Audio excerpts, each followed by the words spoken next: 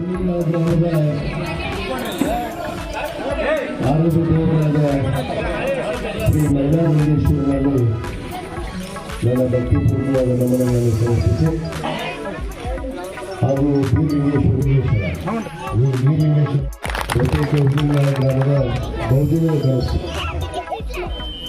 ಕಳೆದ ಅವಧಿಯಲ್ಲಿ ಧರ್ಮಲಿಂಗೇಶ್ವರ ದೇವಸ್ಥಾನ ಮಾಡಬೇಕು ಅಂತೇಳಿ ನಾವು ಎಲ್ಲ ಸಮುದಾಯಗಳು ಆ ದೇವಸ್ಥಾನವನ್ನು ಕಟ್ಟಿಕೊಡಬೇಕು ಅಂತೇಳಿ ನಾವೊಂದು ಮನವಿಯನ್ನು ಮಾಡ್ಕೊಂಡಿದ್ದು. ಅದರ ಜೊತೆಗೆ ಈ ಬಾರಿ ಮೈಲಾರಲಿಂಗೇಶ್ವರನ್ನೇ ಮಾಡಬೇಕು ಅಂತೇಳಿ ನಾವೆಲ್ಲ ಸಂಕಲ್ಪ ಮಾಡಿದ್ವಿ.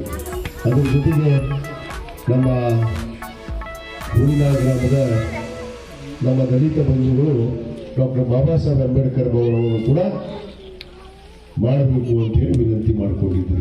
ಮತ್ತು ಅದೇ ರೀತಿ ಯಮೂರೇಶ್ವರ ಆ ಒಂದು ಕೆಲಸವನ್ನು ಕೂಡ ಮಾಡಬೇಕು ಅಂತೇಳಿ ಹೇಳಿದಾಗ ಹಿಂದಿನ ಅವಧಿಯಲ್ಲಿ ನಾನು ಕೆಲವಷ್ಟು ಅನುದಾನವನ್ನು ಕೊಟ್ಟಿದ್ದೆ. ಯಮೂರೇಶ್ವರಕ್ಕೆ ಕೊಟ್ಟಿದ್ದೆ, ಅಂಬೇಡ್ಕರ್ ಭವನಕ್ಕೆ ಕೊಟ್ಟಿದ್ವಿ. ಆದರೆ ಅದು ಅರ್ಧ ಕೆಲಸಗಳಾಗಿದ್ದು ಬಹುತೇಕ ಅದನ್ನು ಮುಂದುವರೆದು ಇದಕ್ಕೆ ತಾನೇ ನಮ್ಮ ಮೈಲಾರಲಿಂಗೇಶ್ವರ ದೇವಸ್ಥಾನ ಬಹುತೇಕ ನಾನು ಪ್ರಥಮದಲ್ಲಿ 3 ಲಕ್ಷ ರೂಪಾಯಿ ಹಾಕಿದ್ದೆ. ಇಲ್ಲ ಸಾಲಾಗಿಲ್ಲ ಅಂತಂದ್ರು ಮತ್ತೆ 2.5 ಲಕ್ಷ ರೂಪಾಯಿ ಹಾಕಿದೆ. ಇವತ್ತು ಸಂಪೂರ್ಣವಾಗಿ ಆ ಮೈಲಾರಲಿಂಗೇಶ್ವರ ಇವತ್ತು ಪೂರ್ಣಗೊಂಡು ಇವತ್ತು ಉದ್ಘಾಟನೆಗೊಂಡಿದೆ. ಅದರ ಜೊತೆಗೆ ಯಮೂರೇಶ್ವರ ದೇವಸ್ಥಾನ ಕೂಡ ಅರ್ಧ ಆಗಿತ್ತು, ಅದನ್ನು ಕೂಡ ಪೂರ್ಣಗೊಳ್ಳೋದಕ್ಕೆ ಈಗಾಗಲೇ 5 ಲಕ್ಷ ರೂಪಾಯಿ ಅನುದಾನವನ್ನು ಕೊಟ್ಟಿದ್ದೀನಿ. ಅದನ್ನು ಮುಂದುವರೆದು ಇನ್ನೂ ಸಾಲುವುದಿಲ್ಲ ಅಂತ ಹೇಳ ಅದಕ್ಕೆ ಇನ್ನೂ ಎಷ್ಟು ಬೇಕು ಆ ಅನುದಾನವನ್ನು ಇದೇ ಅವಧಿಯಲ್ಲಿ ನಾನು ಕೊಡ್ತೀನಿ. ಬಹುತೇಕ ಅದನ್ನು ಕೂಡ ಈ ಬರೋ ವರ್ಷದಲ್ಲಿ ಅದನ್ನು ಕೂಡ ಉದ್ಘಾಟನೆಯನ್ನು ಮಾಡಿಕೊಡ್ತೀನಿ ಅನ್ನೋ ಮಾತನ್ನು ನಾನು ಸಂದರ್ಭದಲ್ಲಿ ಹೇಳಕ್ಕೆ ಇಷ್ಟಪಡ್ತೇನೆ.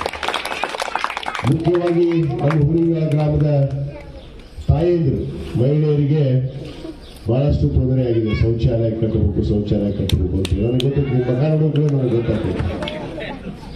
ಯಾಕಂದ್ರೆ ಬಂದಾಗ ನನಗೆ ಹೇಳ್ತಿರ್ತಾರೆ ಅವರು, ಈಗಾಗಲೇ ನಿಮ್ಮ ಶೌಚಾಲಯಕ್ಕೆ 25 ಲಕ್ಷ ರೂಪಾಯಿ ಸ್ಯಾಂಕ್ಷನ್ ಮಾಡಿದ್ವಿ. 25 ಲಕ್ಷ ರೂಪಾಯಿ ಅನುದಾನ ಬಂದರೂ ಕೂಡ ಅದನ್ನು ಚಲೋ ಮಾಡಕ್ಕೆ ಬಂದರೆ ಚಲೋ ಮಾಡಕ್ಕೆ ಕೊಟ್ಟಿಲ್ಲ ಕೆಲಸ. ನಿಮ್ಮ ಊರಿಗೆ ಒಂದು ವಾಟರ್ ಟ್ಯಾಂಕ್ ಮಂಜೂರಾತಿ ಆಗಿದೆ, ನೀರಿನ ಟ್ಯಾಂಕ್ ಮಂಜೂರಾತಿ ಆಗಿದೆ. 25 ಲಕ್ಷ ರೂಪಾಯಿ ನಾನೇ ಹುಲಿನಾಳ ಮಹಿಳೆಯರಿಗಾಗಿ ವಿಶೇಷ ಶೌಚಾಲಯ ಕಟ್ಟಬೇಕು ಅಂತೇಳಿ 25 ಲಕ್ಷ ರೂಪಾಯಿ ಸ್ಯಾಂಕ್ಷನ್ ಮಾಡಿದ್ದೀವಿ. ಆದರೆ ಇವತ್ತವರೆಗೂ ಅದನ್ನು ಕಟ್ಟೋದಕ್ಕೆ ಬಿಟ್ಟಿಲ್ಲ, ಹಲವಾರು ತೊಂದರೆಗಳಿಂದ. ಬಹುತೇಕ ಅದನ್ನ ಏನು ಚರ್ಚೆ ಮಾಡೋದಕ್ಕೆ ಹೋಗೋದಿಲ್ಲ. ಈಗಾಗಲೇ ನಾನು ಅಧಿಕಾರಿಗಳಿಗೆ ಸೂಚನೆ ಕೊಟ್ಟಿವಿ. ಇವತ್ತು ಆ ಕಾಮಗಾರಿ ಚಲೋ ಆಗಬೇಕು. ಒಂದು ವಾಟರ್ ಟ್ಯಾಂಕ್, ಒಂದು ಮಹಿಳೆಯರ ಶೌಚಾಲಯ ಎರಡೂ ಕೂಡ ತೀವ್ರಗತಿಯಲ್ಲಿ ಆ 2 ಕಾರ್ಯವನ್ನು ನಮ್ಮ ತಾಲೂಕು ಪಂಚಾಯತಿ ಕಾರ್ಯನಿರತ ಅಧಿಕಾರಿಗಳು ಮತ್ತು ಪಂಚಾಯತ್ ಅಭಿವೃದ್ಧಿ ಅಧಿಕಾರಿಗಳು ಎಲ್ಲಿ ಗೌಂಟನ್ ಐತಿ ಆ ಗೌಂಟನ್ದಲ್ಲಿ ತಕ್ಷಣ ಚಲೋ ಮಾಡೋದಕ್ಕೆ ನಾನು ಆದೇಶ ಕೊಟ್ಟಿರಿ. ಅದನ್ನು ಈಗ ಚಲೋ ಮಾಡಿಸಿ ನಿಮ್ಗೆ ಮುಗಿಸ್ಕೊಡುವಂಥ ಕೆಲಸ ನಾನು ಮಾಡಿಕೊಡ್ತೀನಿ ಅನ್ನೋ ಮಾತನ್ನು ಆದರೆ ನಾನು ಊರಿನ ಹಿರಿಯರಿಗೆ ವಿನಂತಿ ಮಾಡ್ಕೊಡ್ತೀನಿ. ಗೌಂಟನ್ ಜಾಗ ಇದ್ದಾಗ ಆ ಗೌಂಟನ್ ಜಾಗ ಸರ್ಕಾರಿ ಕಟ್ಟಡಕ್ಕೆ ಬಿಟ್ಕೊಳ್ಬೇಕಾಗುತ್ತೆ. ಇಲ್ಲಾಂದ್ರೆ ನಾವು ಜಾಗ ಹುಡುಕಾಕಾಗೋದಿಲ್ಲ, ಜಾಗ ತಗೊಳ್ಳೋದಕ್ಕೂ ಆಗೋದಿಲ್ಲ. ಯಾಕಂದ್ರೆ ಮತ್ತೆ ಹೊಲ ನೋಡ್ಬೇಕು, ಅದು ಖರೀದಿ ಕೇಳಬೇಕು, ನೀವು ಕೊಡಂಗಿಲ್ಲ. ಊರು ಮುಂದೆ ಹೊಲ ನೀವೆಲ್ಲರೂ ಪ್ಲಾಟ್ ಮಾಡಕತ್ತೀರಿ, ರೊಕ್ಕ ಮಾಡೋದು ಬಂದು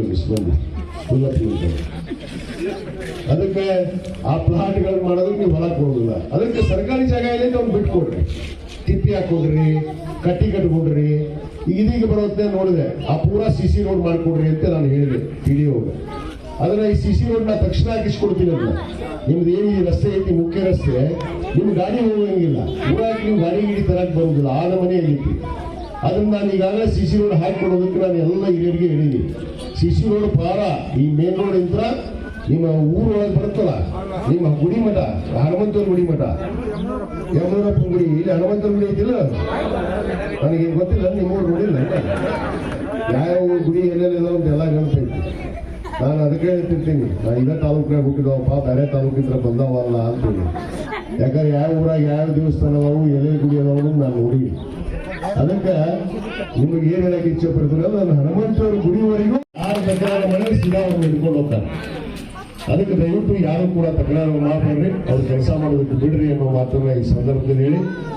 ಮತ್ತು ಈಗಾಗಲೇ ತಮಗೆ ಗೊತ್ತೈತಿ, ನಿಮ್ಮೂರಿಗೆ ಸ್ಮಶಾನ ಇದ್ದಿಲ್ಲ, ನಿಮ್ಮೂರಿಗೆ ಸ್ಮಶಾನ ಇದ್ದಿದ್ದಿಲ್ಲ. ಸ್ಮಶಾನ ಕೂಡ ಆರ್ಡರ್ ಮಾಡಿಸಿ ನಾನೀಗ ಆದೇಶ ಮಾಡಿಸ್ಕೊಡ್ತೀನಿ. ಮಾಡಿಸಿದಿಲ್ಲ ಉಳ್ಳಪ್ಪಣ್ಣ, ಕಲ್ಲು ಹಾಕಿ ನಿಮ್ಗೆ ಸ್ಮಶಾನ ಜಾಗ ಮಾಡಿಸ್ಕೊಟ್ಟಿನಿ. ಯಾಕಂದ್ರೆ ಸ್ಮಶಾನ ಇರಲಿಲ್ಲ. ಜವಾಬ್ದಾರಿ ನಂದು, ನೀವು ಸಹಕಾರ ಕೊಟ್ಟು ಇನ್ನ ಯಾವ ದೇವಸ್ಥಾನ ಅದಾವ ಹೇಳ್ರಿ, ಇನ್ನ ಎಷ್ಟು ದೇವಸ್ಥಾನ ಅದಾವು, ಭವನ ಬೇಕು, ಏನ್ ಬೇಕು ಹೇಳ್ರಿ, ಎಲ್ಲ ಕೊಡ್ತೀವಿ ನಾವು. ರೊಕ್ಕ ನಮ್ಮ ಕಡೆ ಐತಿ. ನಮ್ಮ ಮುಖ್ಯಮಂತ್ರಿಗಳಂತ ಸಿದ್ದರಾಮಯ್ಯವರು ಬೇಕಾದಷ್ಟು ರೊಕ್ಕ ಅಂತ ಹೇಳ್ಬಿಟ್ರೆ ನಮಗೆ. ಆದ್ರೆ ನೀವು ಕೆಲಸ ಮಾಡ್ಕೊಳ್ಳೋದು ಗಟ್ಟಿ ಆಗಿ ಅಷ್ಟೇ. ಸಿದ್ದರಾಮಯ್ಯ ಯಾರು ಚಿಂತೆ ಮಾಡೋದು, ಯಾವ್ದಕ್ಕ ಮಠಕ್ಕೆ ಹಾಕಿದ್ನಲ್ಲಪ್ಪ, ಮಾಡ್ಲಿಲ್ಲ ಅಲ್ಲಿ ಹಿಂದ ಗಣಮತೇಶ್ವರ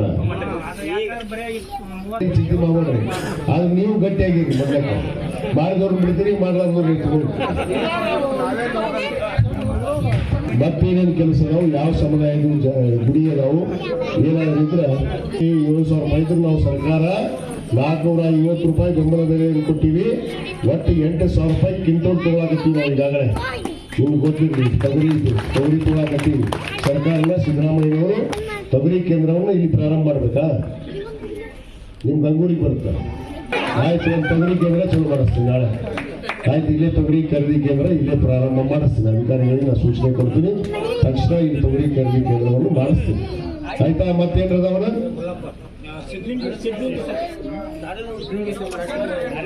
ಮತ್ತೆ ಮತ್ತೊಮ್ಮೆ ನಾನು ವಂದಿಸಿ ಎಲ್ಲರಿಗೂ ಮತ್ತೊಮ್ಮೆ ಧನ್ಯವಾದ ಹೇಳಿ ನಾನು 2 ಮಾತು ಮುಗಿಸ್ತೀನಿ. ಜೈ ಹಿಂದ್.